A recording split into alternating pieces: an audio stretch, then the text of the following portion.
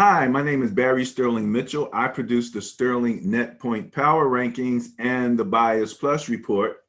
And this is Ben and Barry on football.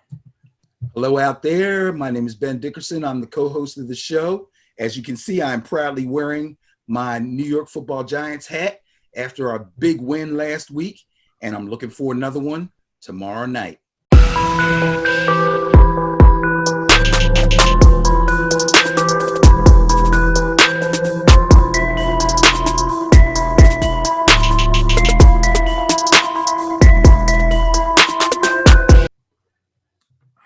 Yes, you guys have the Thursday night division game.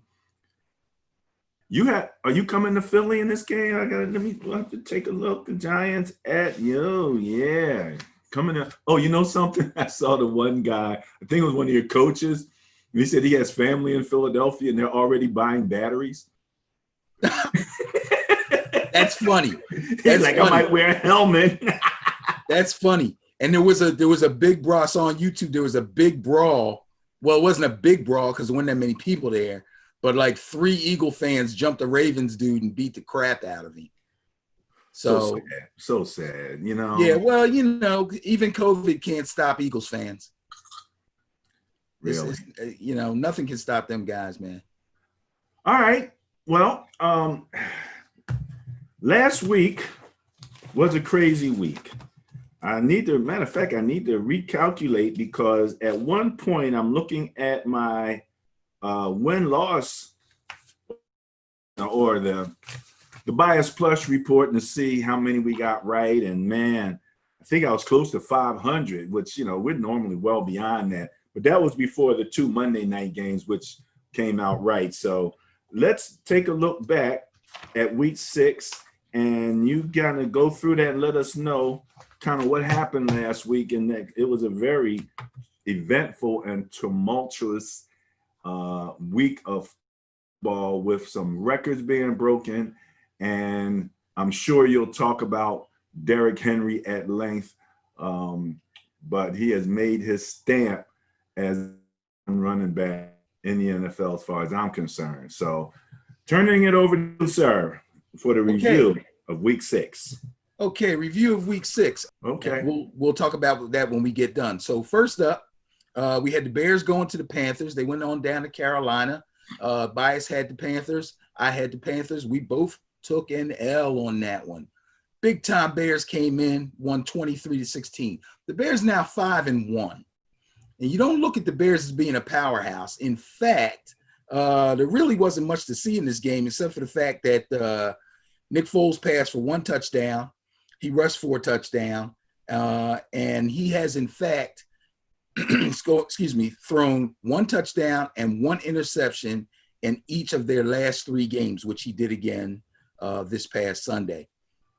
But somehow they keep winning, mostly due to their very opportunistic defense. In this particular game, they had 4 sacks, 2 interceptions, and a recovered fumble. So kudos to the Bears defense for keeping them going. These poor Eagle fans that are still talking about Nick Foles and wishing he was still here and all this stuff, I don't know what they're wishing for because this guy hasn't shown me anything, but, you know, that's one of those things that they just like to keep dreaming about. The Cincinnati Bengals and Joe Burrow went into Indianapolis to play the Colts.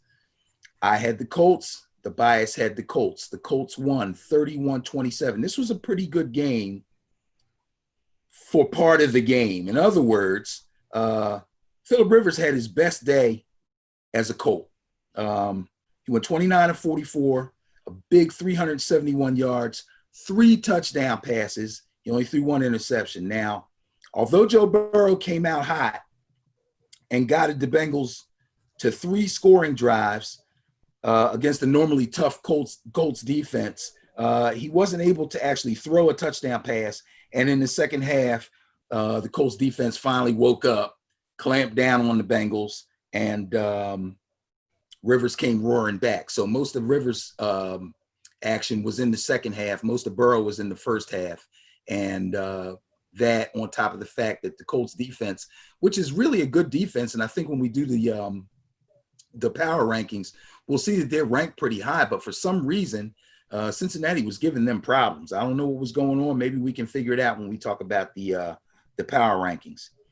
The Detroit Lions went into Jacksonville to play the Jaguars. They beat the Jaguars 34-16. I had that one for a win. So did the bias. Now, the story of the day for this one was Philadelphia native DeAndre Swift, who at last had a breakout game. He ran the ball 14 times for 116 yards, and he had 2 touchdowns. See the one that dropped the touchdown yes. for that one game? And yes. Okay, I'm glad he had it. Then something positive came up. So am I. And it wasn't just positive. It was a really good game. Like he basically, because, you know, Adrian Peterson, the ageless one, has pretty much been leading the ground game for Detroit, and for good reason. I mean, he's still got a little get up and go, and, you know, Swift wasn't really doing anything. But he woke up in this one. He had 2 short yardage plunges for touchdowns, and he had a breakaway 54-yard run right up the middle. Looked great. In fact, I don't know how the Lions line opened up that hole. I don't think anybody got anywhere near him till he was deep into the secondary. Let me see. Yeah. So he did a good job there. Adrian Peterson had a decent game, but they pretty much controlled things on the ground. Jaguars could never get anything going. So that was the end of that for those guys. The Falcons went to see the Minnesota Vikings, and your favorite whipping boy did not disappoint. Oh, my God. You know, I took the Vikings. The bias had the Vikings. The Falcons blew them up 40-23.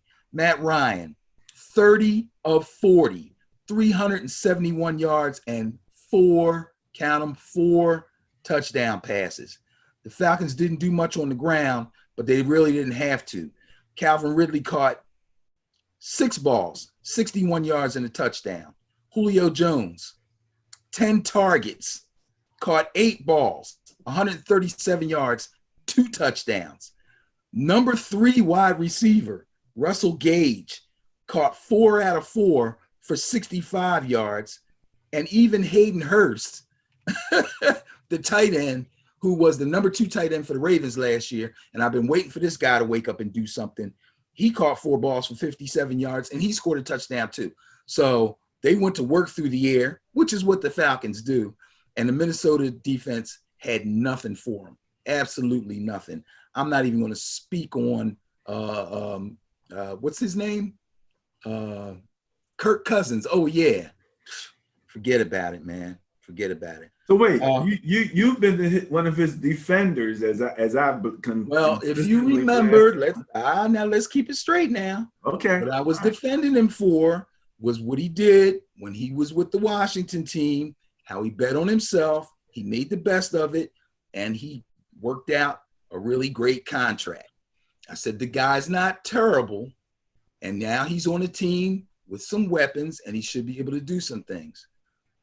But he's got himself in the same position that Dak Prescott was in. They can't stop anybody. And he doesn't have Dak Prescott skills.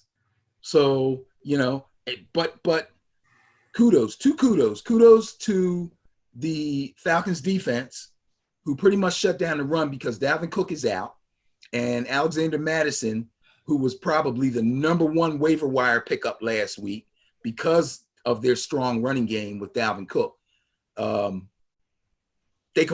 Falcons completely shut him down.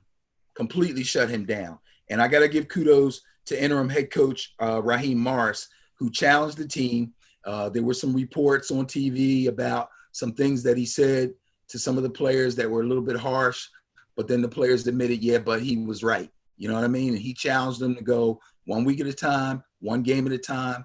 Let's be 1-0 at the end of every week.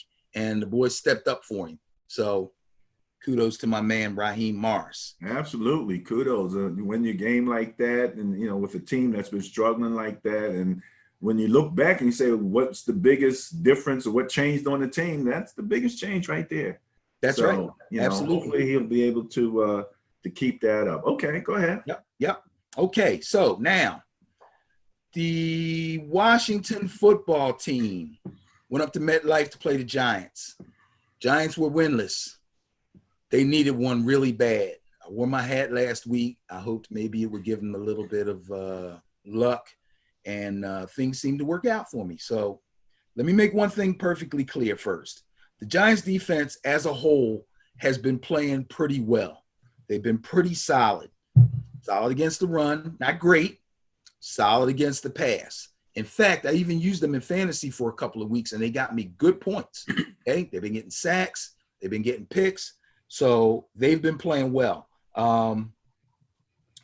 Linebacker Tay Crowder ran back a fumble recovery for the winning score. Tay Crowder is Mr. Irrelevant. He was the last player picked in the 2020 draft. It's Mr. Irrelevant won the game for the New York Giants. I know. You gotta love it. You gotta love that. You gotta love it. Yeah, I'm sure. I think he's injured this week too. So I don't. Is he injured already? Yeah, I think he. Oh my goodness! He twisted something. Hurt his knee or his ankle or something. It's crazy. Jeez. Okay.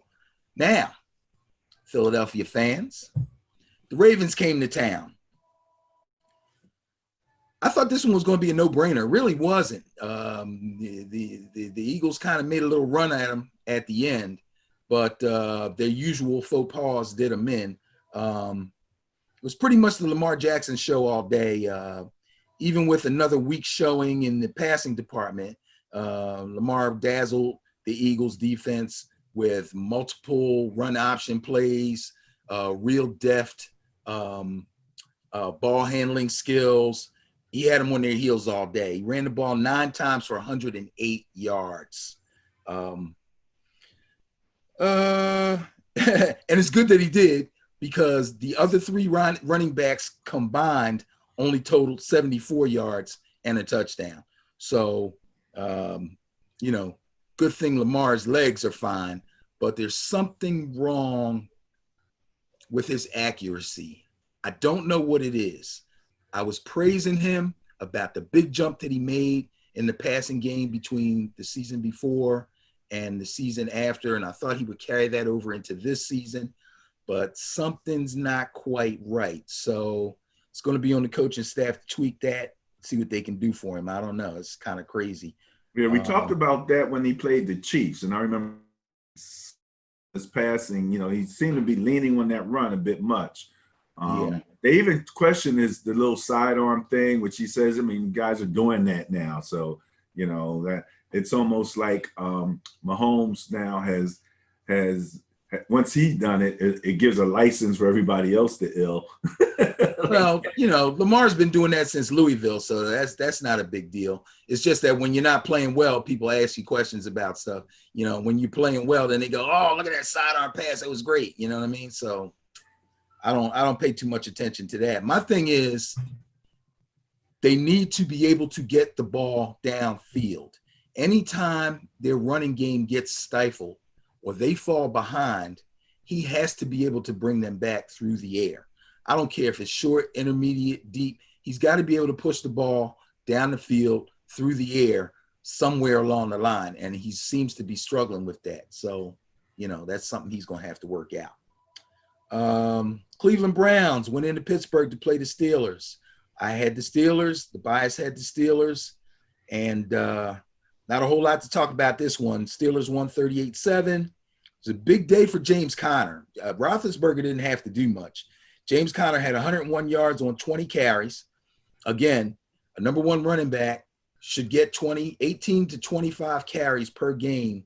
If he can break 100 yards with that and really push it up and score, you're going to win most of the time.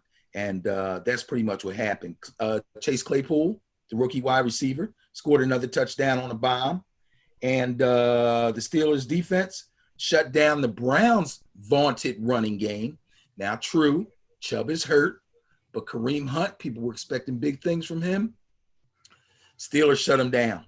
They couldn't do nothing. And they recorded 4 sacks on Baker Mayfield, picked him off twice, and they ran one back for a touchdown. So good day for the Steelers, horrible day for the Cleveland Browns. That actually was my intriguing game of the week. It wasn't very intriguing. Huh? I said it wasn't very intriguing. Well, it wasn't a suspenseful game once the Steelers started rolling. But my questions are the things that you talked about. Would the Steelers be able to contain the run game, especially utilize with the way they use their wide receivers and stuff? They got a lot of, those type of jet sweeps and all of that. So it's not just Kareem Hunt, but they shut most of that stuff down. Steelers are really hard to run against. And when we get to this upcoming week, that's going to be a big part of the discussion. And then the next question, was their talent, the Browns' talented receivers, et cetera, where the Steelers going to be able to handle that. And they pretty much handled everything. Plus, once you control that line of scrimmage, you put that pressure on Baker Mayfield, he begins to look very, very ordinary. And a lot of people are starting to talk about that. So let's move on from there. Go ahead. Okay, so this was a little bit of a surprising loss for me. The Broncos went to New England and beat the Patriots 18-12. Now, I know the Patriots had some COVID issues, and I know that Cam Newton had come down with it. I think he was asymptomatic, went through his quarantine and all that stuff, came back, practiced and all that, but he sure didn't look like it. He struggled mightily in the passing game. He only went 17-25 or measly 157 yards. He threw 2 interceptions, and he didn't throw any touchdowns. Really bad day for Cam. Now, he did run for 76 yards, and he did score on a quarterback sneak, I think, at the goal line. But other than that, he looked shaky throughout the entire game. Broncos turned up the heat on him, sacked him 4 times. And the Patriots defense did get some turnovers also late in the game, and Cam was not able to take advantage of them and drive them down for the winning score. So, they had opportunities and they didn't cash them in. Bad day. Not exactly like the Titans where they missed like weeks of practice and it didn't seem to affect them. It did seem to affect Cam. He just holding on to the ball a little long and taking sacks and, Yeah. For some strange reason, you would think that a real buttoned up crew like the Patriots are supposed to be would be able to survive, going through some Zoom meetings instead of guys being on the field together and all that. And we thought the Titans might have a little problem, and they didn't struggle at all. And here come the Patriots, and they looked horrible. So they couldn't get anything going. Ground, air, nothing. Defense did the best they could, but they got some work to do. Josh McDaniels and Cam going to have to put their heads together, come up with some better game plans, if you ask me. Here we go with the Packers. Went down to Florida to play the Buccaneers. This was a win for me. The bias had the Packers. The Packers were the hot team. But I think I said last week, something had to give. Tom Brady was very angry. He did not like the way that game went. He was made to look bad. He ran off the field after the game was over, didn't shake hands. And I knew that he was going to sit down and talk to Byron Leftwich, talk to Bruce Arians, and tighten up that game plan and start doing some things that he's a little bit more comfortable with. That on top of the fact that they got a team, the Packers, who really can't handle the run and have some issues on defense. But, with a hot Aaron Rodgers, nobody paid any attention to that. Well, guess what? Buccaneers paid attention. So Brady only had to go a lightweight 17-27 for 166 yards. He did throw 2 touchdown passes. Ronald Jones, however, ground out 113 yards on 23 carries. That's that 20 carry, 100-yard thing I'm talking about. He scored 2 touchdowns. Gronk got it going. Caught the ball 5 times for 78 yards and a touchdown. And the Tampa Bay D pounded Aaron Rodgers. They crushed him. 6 sacks, 6 pass breakups, and a pick 6. That's 666 for those of you that's keeping score. Don't let it scare you. Okay. Tampa Bay's can be a little scary. Watch that defense. They should be rising on the charts. Aaron was living behind one of the most beautiful pockets up to this past week, and standing back there in a nice pocket and just tossing balls and just looking great. The question's coming up about when they get into a smash situation, are they built for that? That's the question that's been asked anyway. So we'll have to see. Last year when they played, my Niners, my beloved Niners, that's what happened to they got pounded, and they weren't up to that. So the question is, are they up to that now, or are they going to be known as a finesse team? Yeah.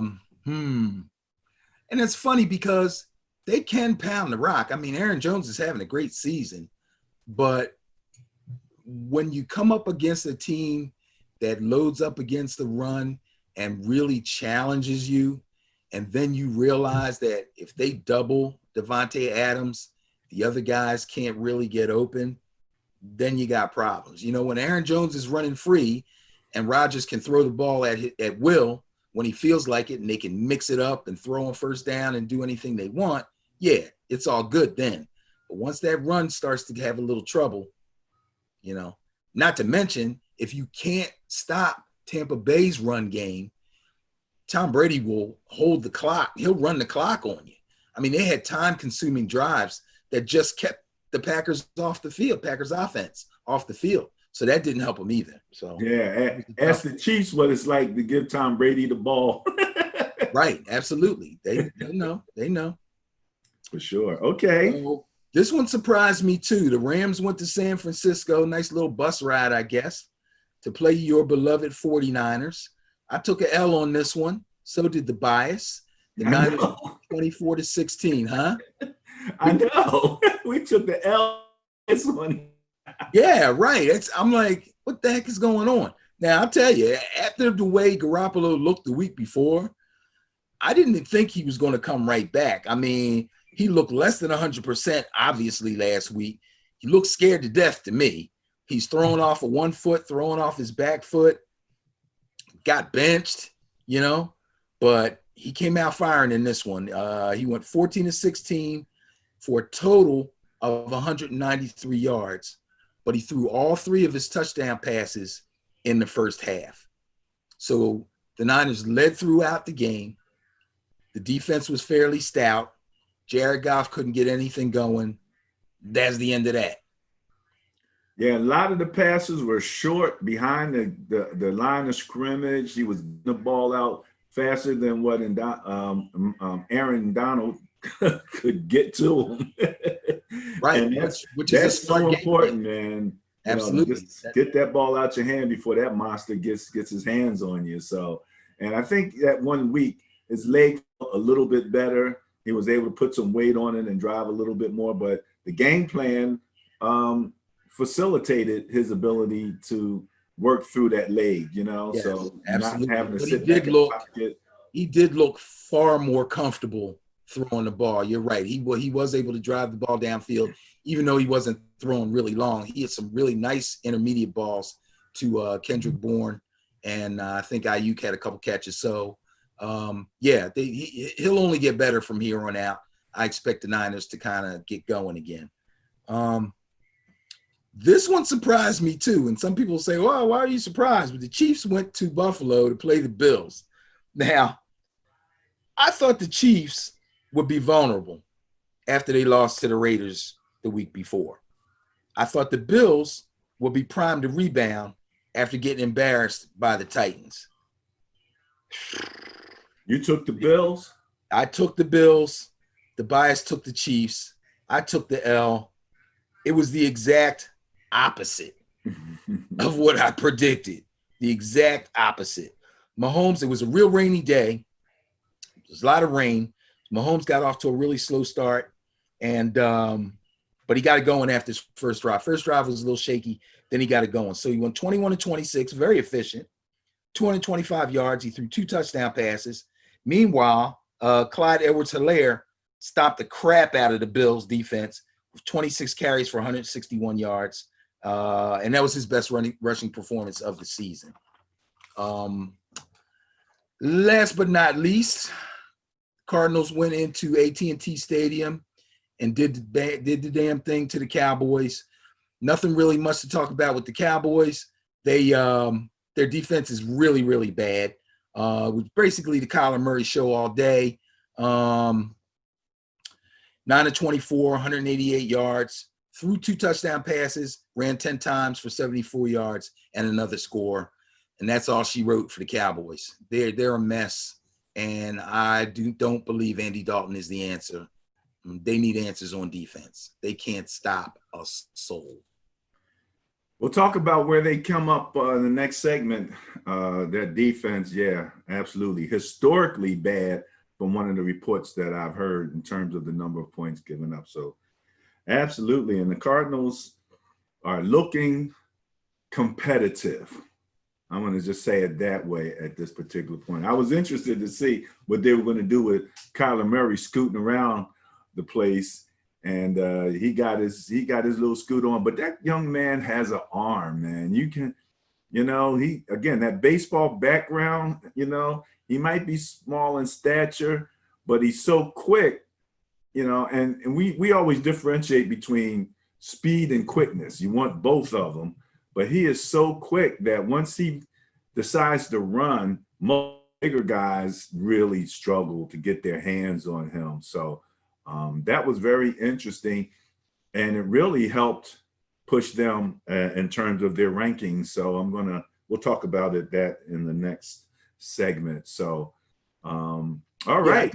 I didn't have my notes for the Titans game. I don't know if I dropped them or misplaced them. But the only thing that needs to be said is Derrick Henry completely dismantled the Texans. 264 total yards, 2 touchdowns, 22 carries, 212 on the ground, and 52 additional yards on only 2 receptions. Slaughter. Well, Derrick Henry was dominant in his individual performance, but I had to give it to the Texans. I mean, they were giving it to him. They were hanging in there. They pushed them to the point where the Titans had to fight back. Had to close that thing out. So it wasn't like they just went in there and just got dominated. So just like with Raheem Morris, you got another coach in there who seems to be having a positive effect on his team. They didn't quit. They continue to fight.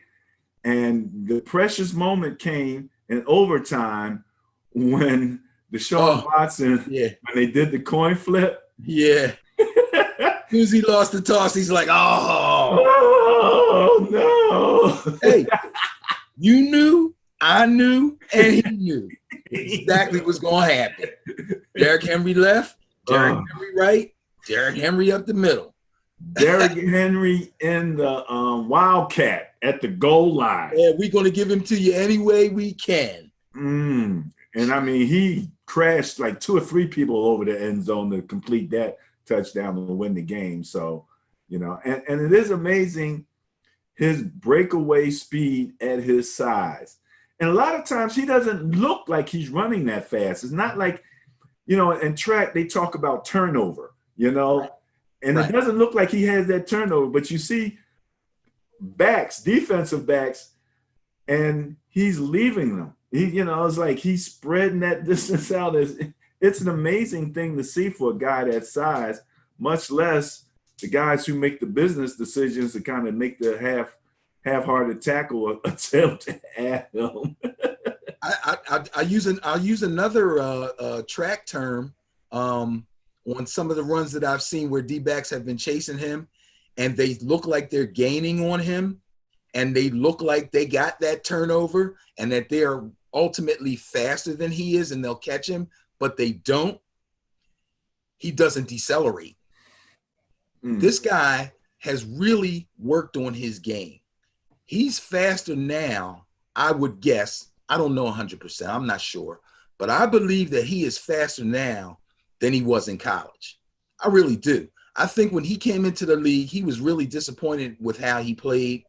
he had DeMarco Murray playing ahead of him and all this stuff. You know what I mean? It took him a few years to break through, but I think he really, really worked on his body. He worked on his game. He wants to be a 20/25 carry guy week after week after week, and he has got his body into the position where he's able to do that. So, you know, I'm proud of the guy. I think he's doing great. He deserves everything that's coming to him. I don't want to wish bad on anybody, but who's their backup running back? I think he did pretty well too when they put him in there. Oh, his name is but his name is McNichols, I think. Okay, he did pretty well if I remember correctly when he got a chance to run. And they're one of those teams that, you know, when the synergy between their passing game and that Derrick Henry running game is really good. Hopefully he stays healthy all the way through, so we'll get to see, you know, all of those performances. But it does get a little scary, you know, if you have one person go down, like a Derrick Henry, that somebody could come behind him. And also, we talked about it. At least I know I mentioned it on our page, on the Ben and Barry on Football Facebook page. The coach, Vrabel, right? Yes. Right? Yes. So he's in a situation where the Texans are driving. They're in field goal range, in scoring range, and he knows he has a time problem. So he purposely allows 12 men on the field. He's been very coy about it, hasn't exactly admitted it outright, but he purposely did that, got the penalty, let them get their little 5-yard advance, but it stopped the clock. Yeah. It stopped the clock, and that meant so much in terms of their ability to get the ball back, come down and score, tie it up, and take that thing into overtime. You gotta love coaching, you know, like that. Man. Absolutely. Well, he pulled a little flim flam on Belichick last year in a game they played against the Patriots. Yeah, they said this wasn't the first time that he even did that one. You know, he's done that before. It reminded me, like I was talking to my son, and it reminded me that, you know, a lot of times when we're punting, let's say we're playing Madden, and let's say you're at the 45-yard line, but you want to kind of, you know, punt it so that it drops around the 2 or 3. You don't want to kick it in the end zone. Right. So you take that purpose penalty and let them back you up, and that actually helps you out a little bit. So it kind of reminded me of that. So congratulations. That was an awesome thing. And let me say before we wrap this up, as I look at the Bias Plus and those teams that were not favored, the Buccaneers will be the bias buster of the week. Excellent. They deserve it. Absolutely. They were Packers were favored by 7.8, and they Buccaneers 28. So that was the highest combined score of the weekend. So congratulations to the Tampa Bay Buccaneers Bias Plus Buster of the Week. Go to the Sterling Net Point Power Rankings, and you'll see that post. I haven't put it up yet, but it's coming. All right. Anything else on the review? I'm good to go. Let's go. All right. You know, so many power rankings have already started to come out. And one thing we say about the Sterling Net Point Power Rankings is no opinion, no conjecture. Okay. So let's get ready to kick it off with, let's see here. We can get this together. All righty. So 25 through 32. All right. Well, two teams dominate the bottom in all categories. You got your New York Jets at the bottom in net points. NP stands for net points at minus 18.3. I remind everybody that at any point in time, half the league is in the minus and net points. They also are double digits Double digits, They're yes. negative double digits. That's pathetic. Twice as much as the 31st place God, team. that's Um, yeah, it's an amazing thing. And Joe Flacco, you know, Joe Flacco stealing money. Another statue. stop. Another statue bites the dust. But he'll be there, you know. Rather, I do believe that their starting quarterback might be back this week. So we shall see. New York Jets are also in last place in terms of scoring at 12.5 points per game on average. That's crazy. Now, on the other end, in points given up, you have your Dallas Cowboys giving up an historic 36.3 points per game. That is absolutely amazing. And they also inhabit the last place in the turnover differential, TOD, is 2. So again, these are per game. So if you look back over 6 games, that's like 12, minus 12 in the turnover at a gross number. Let's get through this. You got anything to say on that real quick? I just want to say real fast for fantasy purposes, it's pretty simple. If you have a decent offensive player coming up in fantasy and he's playing the Dallas Cowboys, start him, please. Any skill position player you have that's playing against the New York Jets, start them, please. It's a no-brainer. Yeah, and it's interesting because the news coming out is about the players complaining about the coaching. The Cowboys players. Are you kidding me? That's a joke, man. That's the biggest joke. That's come on, man. Hey, look, and you're a coach, so from a coach, when I've heard the commentators, the coaches pretty much have said what you're saying.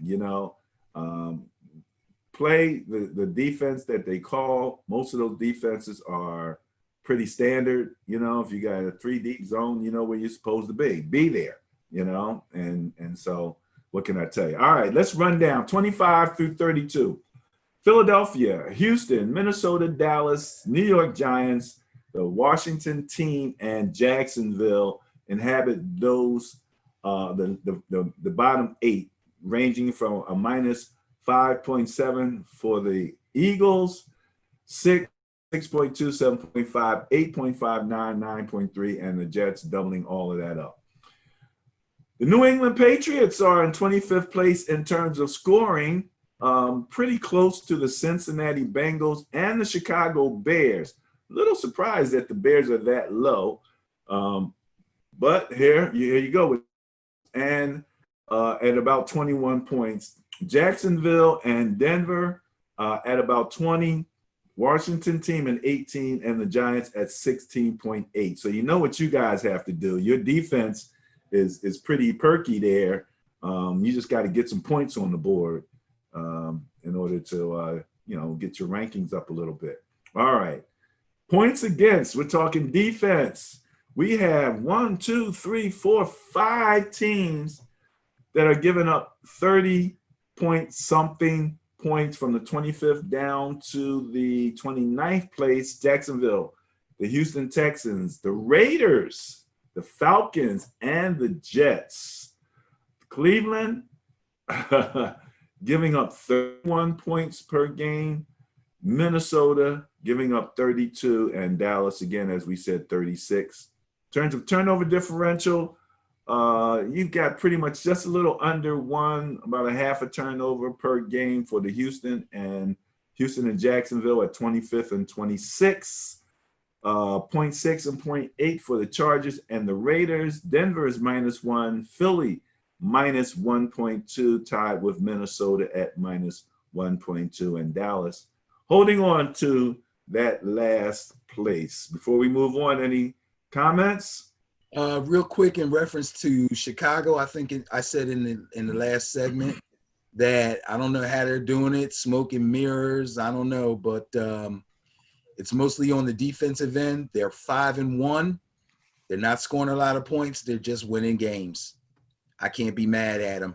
Also, the Giants, yeah, we're hurting offensively. Our best player is out for the season. We got one receiver every week that goes down. Our tight end is finally healthy, but he's not living up to expectations. And Daniel Jones looks like he's regressing. It's not a pretty sight. Thank goodness for the defense. All righty. Okay, 17 through 24.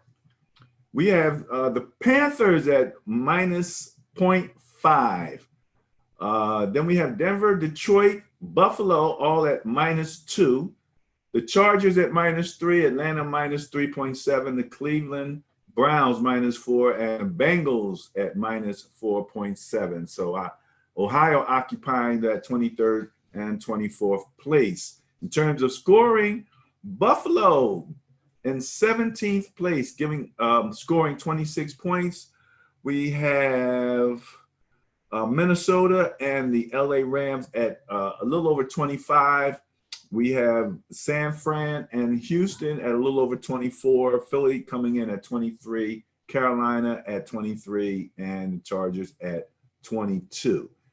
In terms of defense, Cincinnati Bengals giving up 6.2 points per game.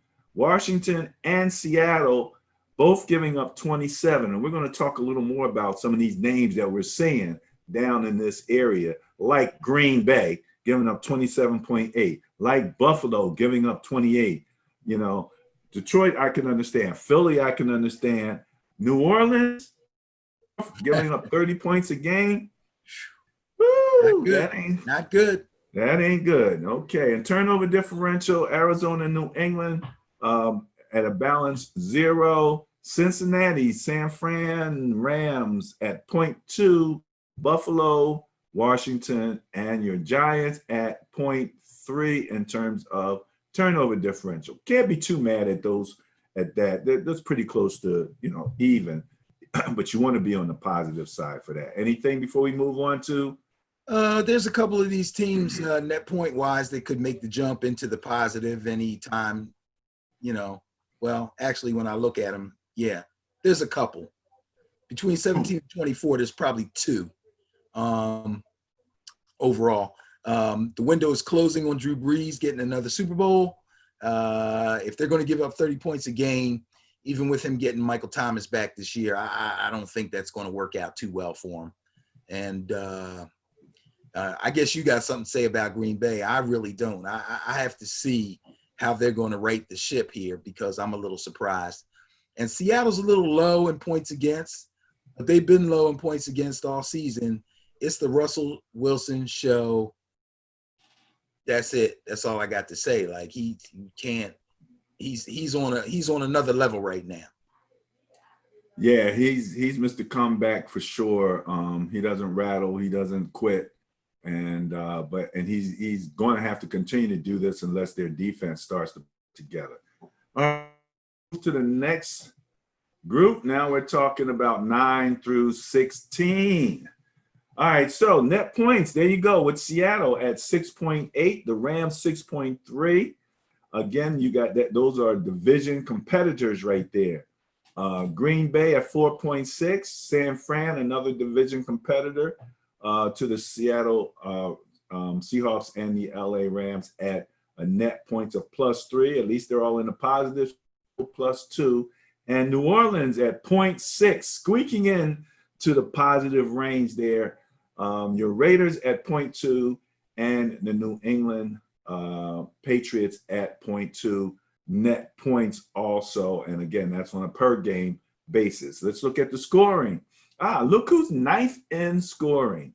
Kansas City at 29.2, right there, a little bit above the Dallas Cowboys at 28.8. You got Arizona and Cleveland coming in at a little over 27 and Atlanta at 27. We knew Atlanta could score. The only question was, could they stop anybody? The Dolphins, who have hit the headlines today, big time, we'll talk about that a little later, at 26.7, coming in 14th. The Lions at 26.6, and the Colts 26.2. There's your Phillip Rivers offense right there. Defensively, Kansas City, same ranking that they have on offense. Ninth place, 21.2. You want to say something? I said that's interesting. That's all. Yeah, San Fran coming in at 21.7. New England 22, tied with Denver at 22, at 11th and 12th. Carolina 23.5, Chargers 25. Tennessee 25.2, and the Giants 25.3. So the Giants coming in 16th, just about tied with Tennessee. That ain't bad. That's not a bad neighborhood, as we like to say. Not bad at all. That's what I'm saying. That ain't a There's bad life. to be in. There's life in the New Jersey swamps. And again, that number for Tennessee was helped along by the Texans, the points that they put up in that last game. So they really did the darn thing. 9th through 16th, and as far as differential, you have your Colts at 9th. Atlanta, Detroit, Miami taking 10th through 12th. Green Bay, look where Green Bay is at 13th. Right below them, New Orleans. And again, they're all 0.2 down to Chicago. So that's your 13th through 16th place. All right. You ready for your top 8? Absolutely. Let's see. All right. Well, obviously, your eye goes right to the number 1 spot in net points. Baltimore at 12.5 as a net points per game, followed very closely by the Pittsburgh Steelers. Again, division rivals who are right there next to each other, staring each other in the eye. Tampa Bay, 9.2. Arizona, the Cardinals at 9. Kansas City at 8. Miami, look at that net points. Miami Dolphins, 7.8. Tennessee Titans, 7.6. So the Miami Dolphins are ranked higher than the Tennessee Titans, and the news still came out. We're still holding that like nobody knows, right? Everybody knows what happened today. It's a bit baffling, but it is what it is, bro. Yeah, we'll talk about that in the commentary section, because I actually did write a bit of a commentary on our Instagram on that. All right, let's look at the scorers. The teams who are putting up the points. Did you say Russell Wilson is cooking? Yes, I did. They're letting Russ cook, 33.8. That takes over. Green Bay was in first place last week. Right. Now they're in third place behind the Tennessee, putting up 32.8. And so the Tennessee Titans are probably one of the most balanced teams out there, but we'll talk about balance. Green Bay, 32.4. Pittsburgh, 31.2. The Saints, 30.6. Los Angeles, 30.2. Baltimore, 29.8. And Tampa Bay, 29.5. So those are your pushing around that 30 and up points per game level. And that's where it seems like you're going to need to be in order to contend. On the other end, congratulations to the Baltimore Ravens, holding on to first place defensively, only giving up 17.3 points per game. Arizona, the Cardinals. That doesn't look good for you, bro. Hey, man, I told you we was going to have to contend with the Cardinals early on in the season, didn't I? I told you to contend with them guys.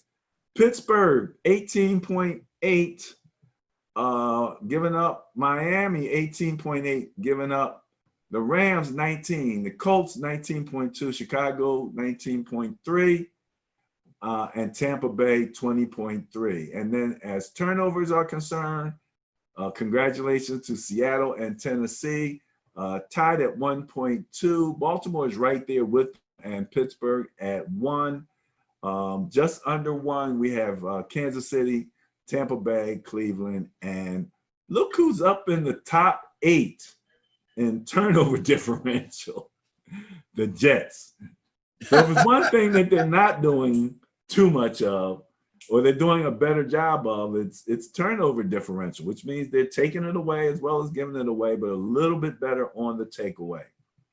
Hey, look, got to give them credit where credit's due. The numbers are where they are. No opinion, no conjecture. That is your top ranked teams. Now, I said I was going to have just a little bit of something to say about that. And what I wanted to point out was that Seattle, number 1 in scoring. Seattle is 19th defensively. So that's a pretty wide margin. Tennessee, number 2 in scoring. Tennessee, 15th defensively. Green Bay, number 3 in scoring. Green Bay, 20th defensively in terms of points given up. The Pittsburgh Steelers are one of those teams. They're in 4th place in scoring and 3rd place defensively. So these are the teams that when you're in that same realm, both offensively and defensively, I believe these are some of the most dangerous teams that you can deal with. New Orleans and Vegas in the top 8, 5th and 6th. New Orleans is 24th defensively. Vegas is 27th. So these are some wide margins between these teams that are scoring. Baltimore, Tampa Bay, and Kansas City are all in the top 10. Baltimore being number 1 defensively, number 7 in scoring. Tampa Bay, they are literally 8th in scoring and 8th defensively. Kansas City, same thing, 9th and 9th. So you got, those are the teams that seem to have the ability to play both defense and offense. Actually had to circle Arizona.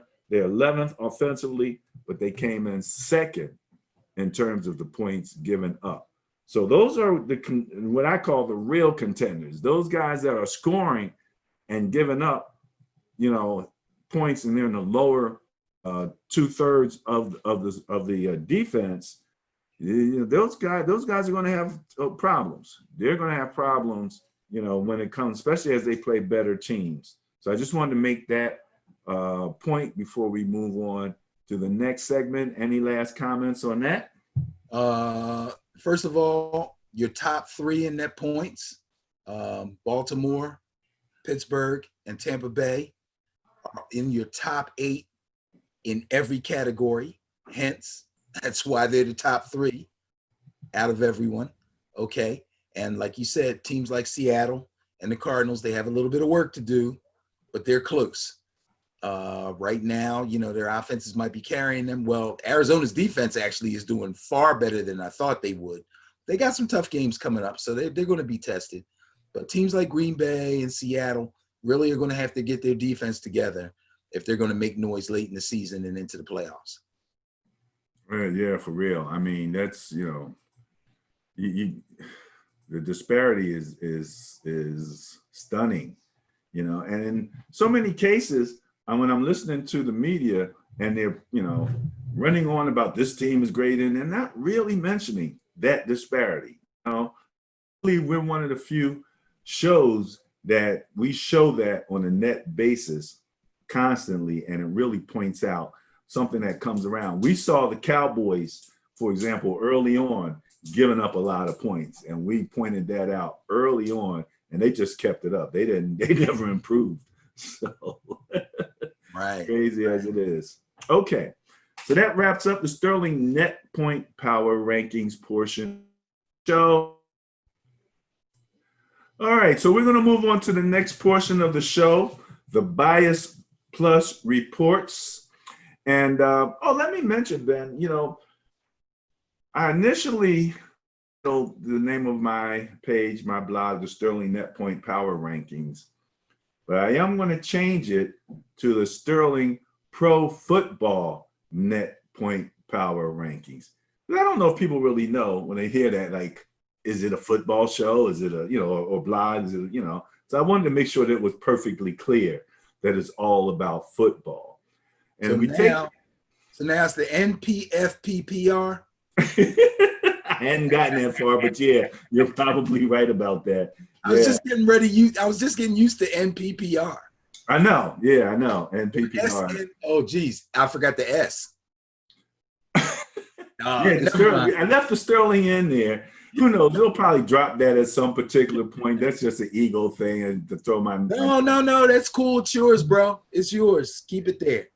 Well, that's how it works sometimes. In any event, so just again to remind people, the Bias Plus Reports utilizes the Sterling Pro Football Net Point Power Rankings for the matchup. So we take two teams, we look at them. The team with the greater net points is considered to have the net point bias. Then we add into that the turnover differential. The team with the greater turnover differential is considered to have the turnover differential bias. We combine those together for the Bias Plus Reports, okay? I haven't put in pro football on that yet. I'm just leaving that as such. So let's get ready to kick this off with the first matchup of the weekend, Thursday night. Let's go, Benny. Your Giants at the Eagles, Bias Plus score 1.9 favors the Eagles. Okay. I'm taking the Giants.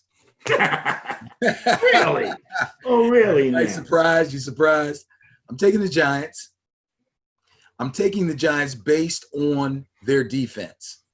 I've seen the Eagles struggle.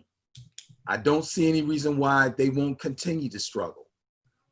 Any good things that have happened to them as far as showing signs of life have pretty much come from Carson Wentz, who is the guy that everybody's the most down on. Eagle fans are so fickle, it's crazy, but they can stay that way. That's okay. It gives them a lot to talk about. I think that the Giants will be able to put together enough of an offense. They might have to kick a bunch of field goals, but I'll take it. I'm picking the Giants to win this one outright. The Giants have the greater disparity between their offense and their defense, with their offense coming in at 31st place and defense coming in at 16th. The Eagles are pretty much equally bad on offense and defense, with their offense coming in at 22nd and their defense coming in at 23rd place. But a 1.9 bias plus is nothing. So that's practically an even fight right there, man. So good luck with that. Okay. We have Lions, Falcons. The Lions have the bias plus in their favor at 1.8. Again, another very small differential for those two teams. And the Falcons, I believe, are feeling a little bit better about themselves. Not sure about the Lions, even though you did say that DeAndre Swift is starting to show some life. Who you got in this one? I'm going to go with the Falcons on this one. I believe in Raheem Morris. I believe that he's the coach for this team. I hope he gets the interim tag removed and becomes the official head coach. It's funny, Arthur Blank, who's the owner of the Falcons, said, sure, I would definitely consider him. If he goes 11-0, I'll consider him as the head coach. I'm like, 11-0. Oh, that's all he has to do? Wow, that's crazy. I didn't see the interview. I only heard it, so I don't know if he was joking or not. That's a tall order, but the guy's going one game at a time, 1 week at a time. If the Lions – well, first of all, I was getting ready to say if the Lions have the strength at the run, but they don't. DeAndre had one good game. That's great. I hope he can continue to produce, but I don't think he's going to be able to do it against the Falcons. If the Falcons have issues, it's in their secondary now. Matt Stafford's got weapons. He can throw the ball. He's got Galladay. He's got Jones. He's got the tight end Hawkinson's playing pretty well, especially in the red zone. But I believe that Matt Ryan and Julio and Calvin Ridley and so on and so on and so on will be just too much for the Detroit defense. So I got to go with the Falcons. One with the Falcons. All right. Next up, Browns at Bengals. Bias plus score 1.6 favors the Browns. It's the battle for Ohio. You know something? You know, this should be an interesting contest. But again, Browns are favored. When I looked at this situation, you know, the Browns are coming in 23rd. The Bengals are coming in at 24th. The net points for the Browns is -4 and the Bengals -4.7. So these teams are very close in terms of their statistics, even though it shouldn't be because there was so much more hype about the Browns. Who do you have in this one? I'm going with the Bengals. Number one, well, they're home, but home field advantage doesn't mean that much anymore. I don't know if they're going to have fans in their stadium or not. I know a lot of teams are. I think the Browns are reeling. I think the Browns have some real internal issues. I believe that if they do not win this game, which I don't think they will, but if they don't, people are going to stop blaming that high school coach they had last year. Kevin Stefanski's a good coach. It's the players. You got Odell, who I used to love Odell. When he was a Giant, I thought Odell was the greatest. I defended him throughout all his shenanigans. But he basically took his uniform off. I mean, you might as well. He took his cleats off, tossed his helmet somewhere. He's walking around with his socks on the sideline. I realized there came a point in the game, excuse me, where they were basically pulling the starters anyway. So, but he's walking up and down the sidelines and he's yak, yak, yak, and he's shaking his head and he's, you know, he's waving people off, and it's just, it's getting crazy. It's getting crazy. They're gonna need to get Chubb back.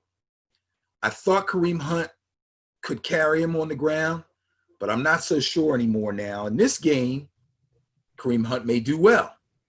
But again, Joe Burrow, I like the way he's playing.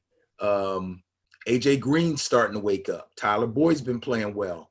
And T. Higgins, the rookie receiver that people kind of forgot about, has been playing extremely well. In fact, he's pushing statistically to be the number one receiver on that team.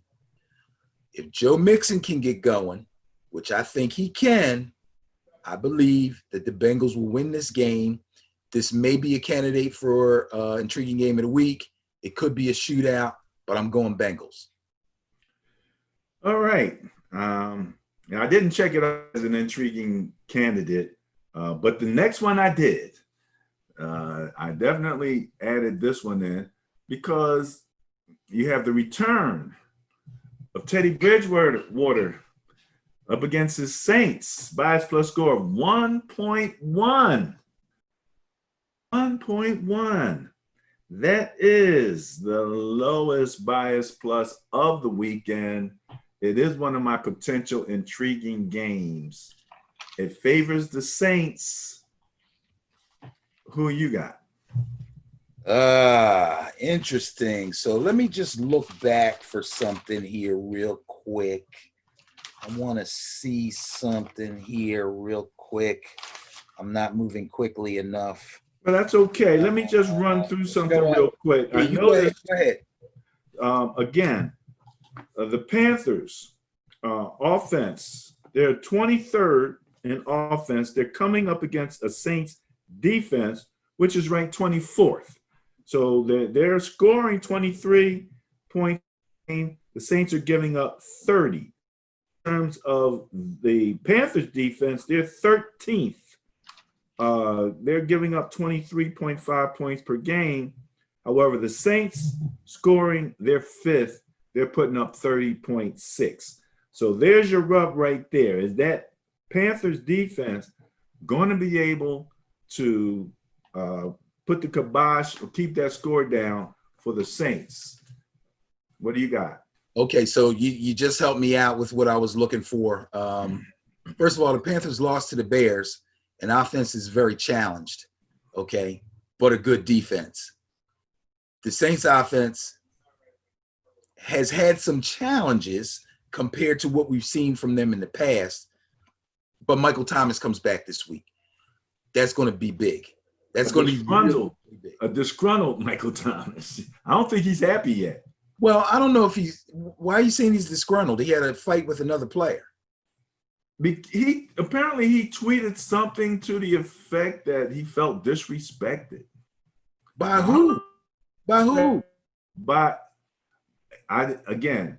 don't know if he meant disrespected by the team or who, but that's something that came out as one of his tweets, that he felt disrespected. But let's go ahead with it, because he's back, and maybe that disrespect will fuel him, to get out there and really, help Drew Brees out, because Drew Brees needs him. Yeah, I think that's going to help open up the team. Kamara's looking good. Even Latavius Murray, in the few carries that he gets, is cranking out like 4 or 5 yards per carry. With Mike back, Brees should open it up, and they shouldn't have too much trouble with the Panthers. It could be an intriguing game, though. I really believe that Teddy has some knowledge of that defense, and he does have playmakers on offense, so he can make some dents. And the Saints defense is nothing to write home about. So again, this could be a really good game, but I got to go with the Saints. Going with the bias on that. All right. That's pretty good. That's pretty good. All right. Next up, let's see who we have here. The Bills at the Jets. Okay. This is the largest bias plus score of the weekend. 15.5 favoring the Bills. Who you got? I have the Bills. As if I doubted. Wait a minute. Who did you pick for the Saints Panthers? Saints. Well, you did go with the Saints. All Yes, right. sir. And then you go with the Bills. Yes, sir. All right. Fantastic. Any last on that? There's nothing left to be said, bro. Nothing left to be said. Okay. All right. A division matchup. Two powerhouses. Cowboys at the Washington team. Bias plus score of 0.2. Is that the smallest bias of the weekend? Yes, it is. Favoring the Washington team. Man. So I don't know who's going to be starting. Alex Smith. Is Alex Smith starting? Or no, they went back to the other quarterback. Yeah, Kyle Allen. Who, didn't play badly when he was with the Panthers last year after Cam went down. He seems to have a pretty good grasp of their offense, although they are missing some playmakers. My whole thing is the Cowboys defense is really, really horrific, okay? And the few playmakers that Washington has on offense, I think will be enough to get the job done. I'm going to go with Washington, and I'm going to go with you may have overheard the phone conversation I was having with one of my fantasy partners. He was telling me there was a real good pickup that I made at running back this week. I grabbed J.D. McKissick. So J.D. McKissick, Antoine Gibson, and McLaurin. Those guys are tough. They're ball players. All you got to do is get them the ball. And I expect the Cowboys to fold up on defense like they've been doing. They have the cojones to complain about the coaching staff. I have not seen any of those coaches miss a tackle yet. Okay? I haven't seen none of them cats miss a tackle yet. So I don't want to hear that mess. I'm going Washington. All right, going with the bias on this particular one. All right, fantastic. Let's see what we have here. Who's up next? This is one part. Okay. But this is a potential intriguing game of the weekend. It is the second largest bias of the weekend, and one that I now have suspicions about, because the Packers have shown themselves to be somewhat vulnerable We already talked about the disparity between their offense and their defense. Bias plus 7.3 favors the Packers. Is Aaron like going to do a comeback? Is he ready to show off and say, okay, enough of that mess? I'm Aaron Rodgers. I'm Aaron freaking Rodgers here. What's up? I'm Aaron freaking Rodgers. He said something in his post-game interview about having an extra finger on his drink. You know how people say, you get your glass and you pour liquor in it and you get 2 fingers worth.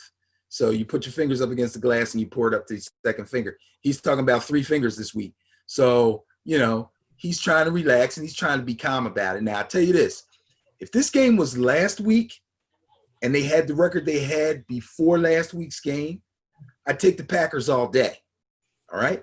But I got to think about it. The next thing is, if there's an over-under in this game, take the over. That being said, I'm going with Deshaun and the Texans. Oh, man, you're just going against it this week, aren't you? Going with the Texans. And, and again, I can't be mad at you. The Texans turn around and continue to perform like they have been under the new coach. This is going to be a game. And so that's why it's one of the intriguing games of the week, even though, the bias high is. So, okay, I see you going with the Texans. All right. Next up, we have, and this is actually the of all the teams, this is probably the most likely intriguing game of the week right here. Steelers at Titans, bias plus score 3.8 favors the Steelers. Everybody's talking about his ability to shut down the run versus Derrick Henry. And someone mentioned, and I had to give it to them. They were absolutely right. Derrick Henry, if you look at his runs, it's like 3 yards, 2 yards, 1 yard, 80 yards. Right. So we talked a little bit about him. The Steelers are going to be up against it, the Titans, and you got to give the Titans quarterback a lot of love. He's playing great right now. So, 3.8 favors the Steelers, but I think it could be a good game. I think this is going to be a great game. I really do. I think it's going to be a great game. I don't think anybody can completely shut down Derrick Henry. I just don't think it can happen. I think that the Titans offense is pretty, I was about to say pretty solid. They're more than pretty solid. Their starting left tackle is hurt. That might be the only little thing. Taylor Lewan? Yeah, that's the only little thing that could probably throw a wrench in their running game. But other than that, as a unit, these guys are extremely solid. You don't have to give Derrick Henry a big hole. Your best chance of stopping him is not allowing a hole to develop and getting him at the line of scrimmage, which is why he gets the 2 yard, 3 yard, 2 yard, 3 yard, and then he breaks one. Because once he gets through to the next level, that's where he becomes a really big problem. I don't know that the Steelers are going to let that happen. They may let it happen, but I don't think they're going to let it happen too often. Big runs are going to be at a premium for Derrick Henry. This one's going to be on Tannehill. He may have to go to the air to keep them in this game. And when I say keep them in the game, I don't mean like the Steelers are going to run over them and they'll have to play comeback. I'm not saying that, although that's possible. But I think these are two very evenly matched offenses, with the Steelers obviously having the advantage on defense. So I'm going to go with the Steelers. Yeah, when I'm looking at that game, you're looking at the Steelers coming in at second in net points versus the Titans at 8th. Are third in scoring. The Titans are 15th in defense. Steelers putting up about 32 points a game. The Titans giving up about 25. The Steelers are 20th in terms of defense, but the Titans are second in scoring. So the Steelers are giving up 27.8 on defense. Titans are scoring 32.8 per right now. So I'm really looking forward to this game. Like I said, it's in the forefront as far as being a an intriguing game of the week. So we'll see how that goes. All right, next up, have a division matchup. Seahawks at Cardinals. I don't remember the last time the Cardinals were favored over the Seahawks, but the bias plus score of 2 favors the Cardinals thanks to Cowboys allowing them to run the score up like they did.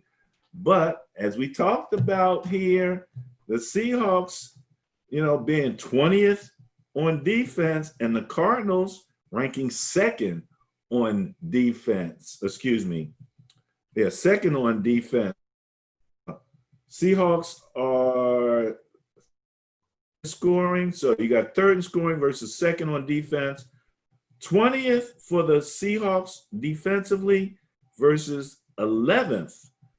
And you're just about matched up there because the Seahawks are scoring 27.8 and the Cardinals are giving up 27.7 points per game. So this is another potential intriguing game of the week favoring the Cardinals.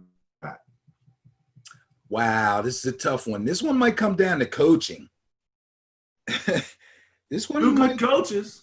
Yeah, you got 2 good coaches who have very good coordinators. They understand their systems and they understand their players. Okay, they don't overemphasize anything and they don't underemphasize anything as far as their players' skills and abilities. So they're both going to play their games. Okay. Kyler Murray's a handful. I don't care who he's playing. Kyler Murray is a handful, and he's going to be tough to contain. And the Seahawks defense has given up a lot of run yardage. I'm not saying to quarterbacks, but they've given up run yardage quite a bit. I think they're a little bit better through the air. But again, Kyler Murray and that air raid offense, they're throwing the open spots. Unfortunately, the Seahawks seem to have a lot of open spots in their secondary. They're going to be pressured. They're going to be pressured. But the bottom line to this one is the old vet is going to outdo the young buck, and Russell Wilson will come through in the end, and the Seahawks will win this game. So I'm going to stick with the Seahawks.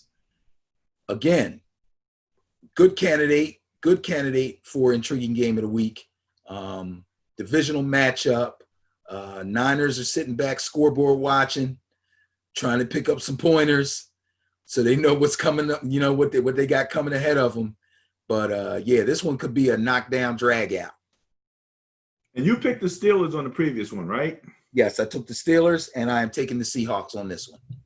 All right, man. I don't know if you've gone against the bias this much in recent memory. I can't remember last time you went against the bias.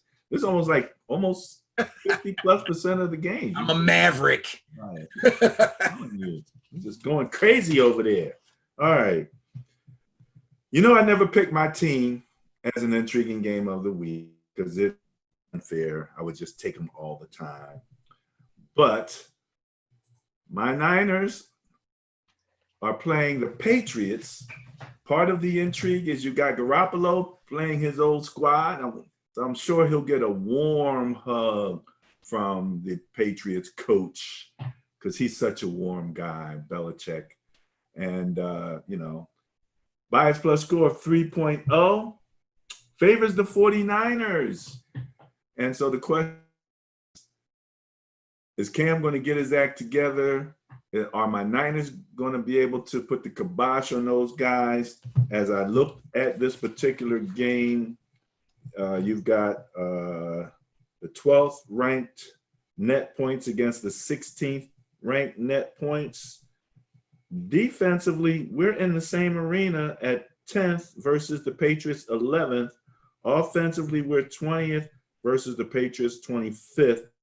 Scoring just a little bit more about that 3-point range right there. As a matter of fact, the net point difference in terms of turnover differential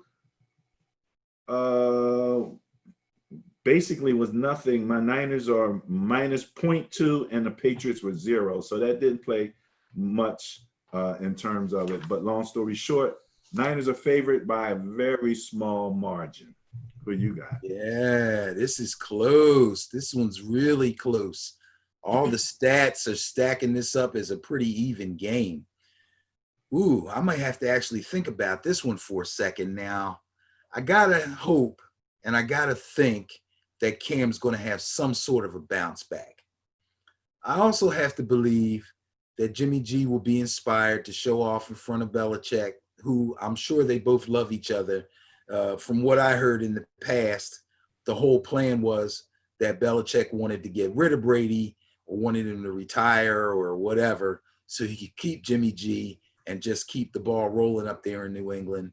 The owner put the kibosh on that because Brady's his son or something.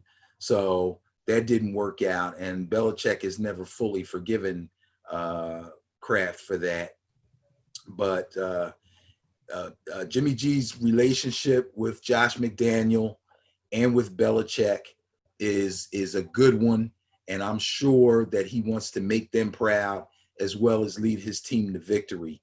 On the other hand, the Patriots defense is waiting. They've got the film. They see him getting rid of the ball in less than 3 seconds. They see those short and intermediate routes, and they're going to try to clamp down on those. It's going to be very important for Jerick McKinnon to have a good game this week. If Jerick McKinnon doesn't have a good game this week, the Niners are going to be hard-pressed to win this game. They're going to have some kind of ground game to balance out getting the ball out of Jimmy G's hands quickly, if that's what they're going to do. Now, if they're going to attempt to go downfield, so be it. They may do that. They may be the game plan for this day, okay? But I don't think that's be a good game plan. The Patriots defense is pretty good, and they're going to be prepared. They're going to be ready. I like Jerick McKinnon, and I've been riding with Jerick McKinnon all season. So I'm going to believe that Jerick McKinnon is going to get the job done. And if he does, Jimmy G will be successful. They'll shut down Cam on the defense, make him throw the ball to those second-rate receivers, and they should get the victory. 49ers, let's go. You know, just coming over the wire, they're saying the Niners are picking up Jordan Willis from New York, and that this gentleman apparently ran a 4.53 40 at the combine in 2017, fastest among combine defensive ends. So welcome to Niner land, to the Niner family there. You always got to love it. All right, so you're going with the Niners? Yes, sir. 49ers. Way to go. Way to go. I can't get mad at you at all. Okay, where are we at? This was not one of my intriguing games of the week. Bias plus score of 11.8 favors the Chiefs. Don't think the Broncos are quite ready for that jelly, as Beyonce would say. What can I tell you? You know, that's the Chiefs had a 10 net point bias and a 1.8 turnover differential in their favor. That gave them 0.8. The Broncos net points -2. They were 29th offensively, 12th defensively. So you got to give them a little bit of love in terms of their defense. But the Chiefs are 9th defense and 9th offensively. So they've got balance. Who do you have? You said the Chiefs are 9th in points against? And in scoring. Oh, they're 9th in both. Oh, wow. Yeah, okay. Remember that from the Sterling net point ranking that we did. Yeah. Right. So I'll tell you the truth. I like what the Denver Broncos are doing. I really like Drew Lock. I do. And I'm glad that he's back. I also like the wide receiver, Tim Patrick, who has filled in admirably since Sutton has gone down for the season. And Phillip Lindsay came back just in time from an injury to take over for Gordon, who had a DUI or something and played really well last week, and they got a win. I think they'll be able to surprisingly move the ball a little bit against the Chiefs, but there's no way they can keep up scoring with the Chiefs. There's just no way. So I got to go Chiefs all day.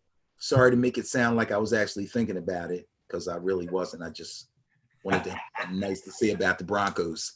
Hey, you gave him a little love. He showed some balance. I ain't mad at you. Not mad. Yeah, they're hurting, man. They're hurting. All right, you ready? Next team up, Buccaneers.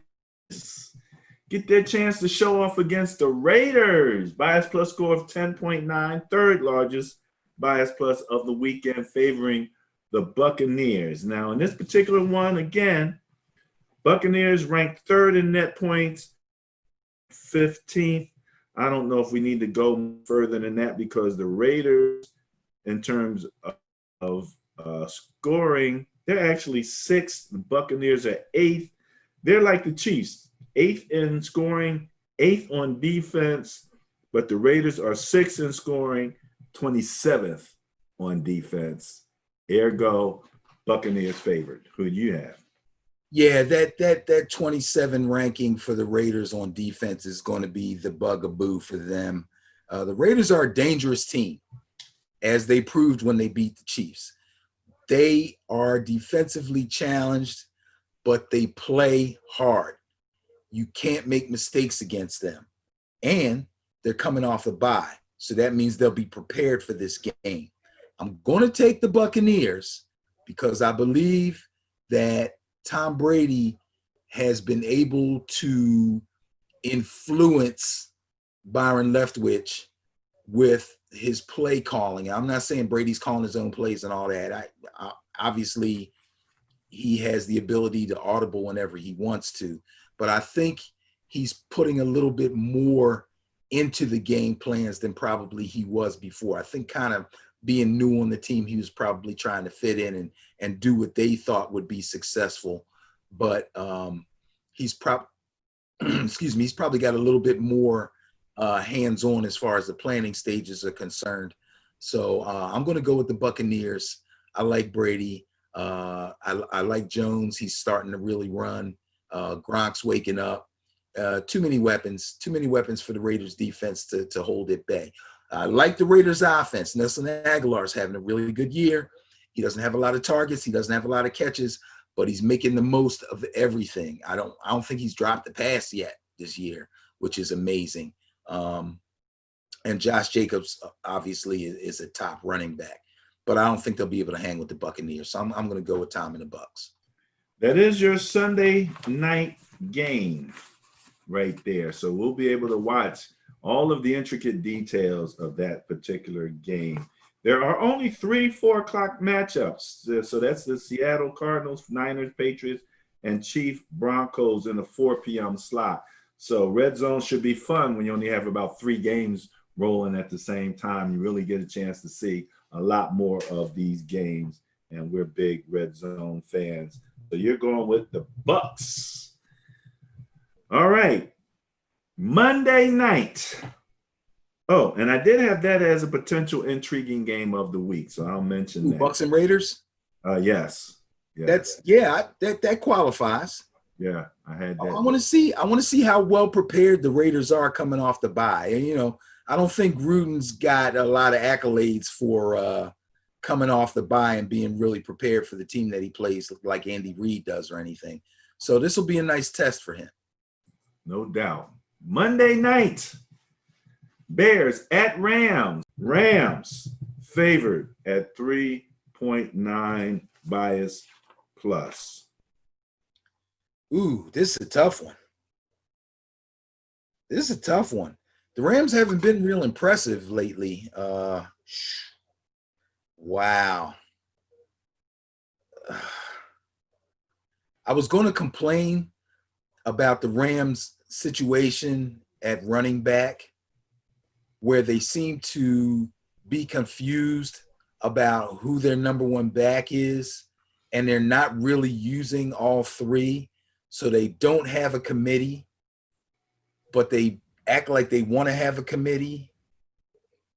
but you only have a committee if you actually let everybody get carries. They seem to want Cam Akers to ascend as the starter, but as soon as he got a little rib injury, they went to Malcolm Brown. Malcolm Brown hurts his finger. They goes to Henderson. Henderson plays well. Then he stumbles. Then Brown comes back. He kind of plays well. Akers never got injected back into the lineup. It's weird, man. It's weird. He's leaning on Jared Goff, I think, a little bit more than he should. I don't think Jared Goff's built for that. However, the Bears don't present that much of a problem offensively to me. Like I said, they've been on this just win baby mode for the last, they're 5-1, and they're barely scoring. It's weird. Since Foles has been in, I'll remind everybody, the last 3 games, he's thrown 1 touchdown and 1 interception in each of the last 3 games. They're not making any noise at all. I got a funny feeling that Mr. Donald is going to get to meet Mr. Foles a couple times up close. Does that, it's going to be a problem for the Bears. So I'm going to pick the Rams. All right, going with the bias. Yes. I'm going with the bias. I'm taking the Rams. All right, so that concludes the Bias Plus reports for week 7 of 2020. And so we're going to move on to the final portion, the commentary. Let me mention here before we go to our page, the news that came out, because I really didn't put this up on our page, that Tua Tagliavola, say his name for me. I knew I was going to get to the moment of truth and screw it up. There you go. Yeah, I know. It's late again, right? Has been named the starter. And I questioned it officially on our Instagram page because, number one, they're 500. They're in second place in a division where the Bills are starting to flounder and the Jets are completely out of it. And the Patriots are questionable now. So if the Patriots come in and lose to my Niners this weekend, for example, now they're going to have a bye, so they have an extra week to get Tua ready. But then when he comes back, you were mentioning Aaron Donald and the Rams. That's who he's going to be initially up against. So my thing was, Fitzpatrick has been more Fitzmagic than Fitztragic. And you've got a shot at the playoffs in your division. Is that really the time to do that? That's kind of really my question. If you're really looking to compete at the playoff level, is this the time to put the rookie in there when you're looking to maybe vie for a playoff or going into the first half, ending up the first half of the season? So he's going to have a good 8 games to show what he can do. What do you think about that? Wow. So Tua was a high draft pick.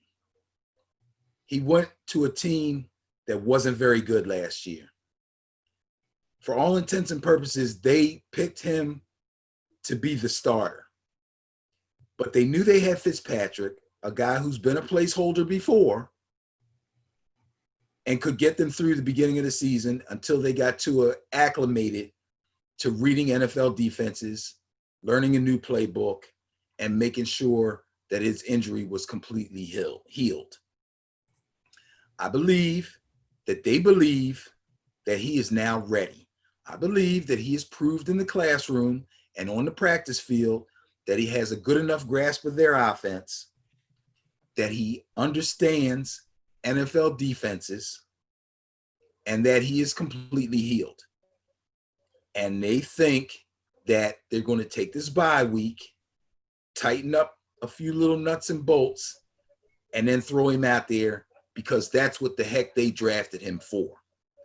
Now, personally, I think they should have let Fitzgerald hang in there one more week. I'm about to look at his schedule. Fitzpatrick.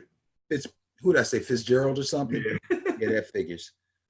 Fitzpatrick. So they have the Rams after their bye week. Then they go to Arizona. Then they have the Chargers. Then they're at Denver. And then they're at the Jets. So that's no cakewalk. Tua's got his work cut out for him. You know what I mean? The Rams defense is no joke. And overall, they're not great. But for a rookie quarterback, they could be a problem. The Arizona defense is far better than we expected them to be. They're playing extremely well. The Chargers defense ain't bad. Denver, they should be able to handle. And, of course, they should be able to handle the Jets. But those first 3 games for Tua, they're going to be tough. They're going to be tough. So the rest of the team is going to have to, they're going to have to do their thing. They can't just say, we've been playing great, Fitzpatrick and blah, blah, blah. Now Tua's in, so we're just going to sit back and watch him play. No, you can't do that. They have to continue to do the things that have brought them success. It's a good possibility that Tua does well. It's a good possibility he does well. I love their coach, and I think that unless he's being pressured by the GM and the owner to get Tua in there, I think he believes that the guy is ready. And if he thinks he's ready, then they're going to put him in there and let him roll. So, let's face it, as badly as they played last year, playoffs was an afterthought until the running back Gaskins started playing well. Devontae Parker was hurt, but Fitzpatrick was throwing the ball all over the place, playing far better than anybody expected, and they started winning games. Now it's like they're kind of stuck. Like, do we keep him in there? They got to go with Tua. They've made up their minds. That was the plan. They're going to see the plan through. If he falls on his face, you can still bring Fitzpatrick back. In today's in an interview with Fitzpatrick that I saw before the show off, Fitzpatrick basically was saying he was heartbroken. That was the word he used, heartbroken. Now, he's been in a situation before and he recognized that he was a placeholder, but I think he felt as if he had played well enough to continue to play. And I agree. I agree too. And when I listen to a lot of the other discussions on air, they're talking about some of the other rookie quarterbacks like Herbert, who weren't expected to play, came in and played way better than anybody expected. Even in Cincinnati, rookie quarterback playing better than expected. So I don't know if any of that had an influence.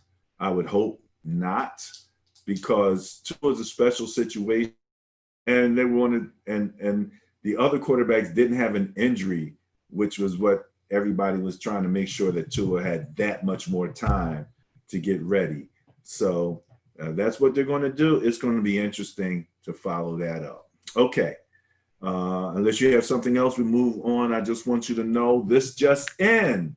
Eagles ban fan from stadium. They've identified this fan from stadium fight and banned him from future events.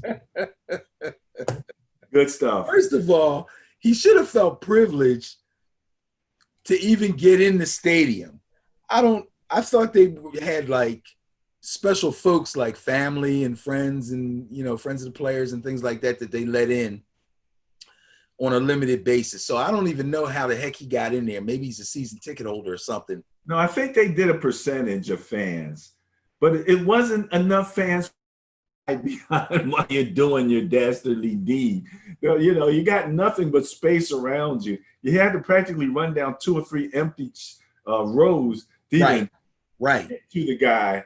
And that's exactly what he did. He hopped the seats to get to the guy. I'm like, dude, you really want to fight that bad? I mean, what could the guy have said? I don't even. That's okay. I'm not going to get into that. So I'm glad he's gone. He deserves it. Get out of here. Out of here. Yeah, no doubt about it.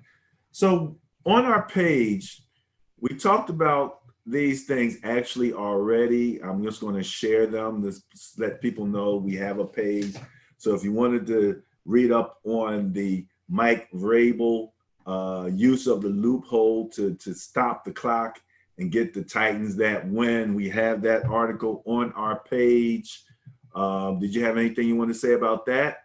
I just love Mike Vrabel. All I right. just love Mike Vrabel. I think he's a great coach. And you used to love Odell Beckham Jr., who made the headlines for slamming his helmet, punching a cooler off his cleats, and a late loss to the Steelers.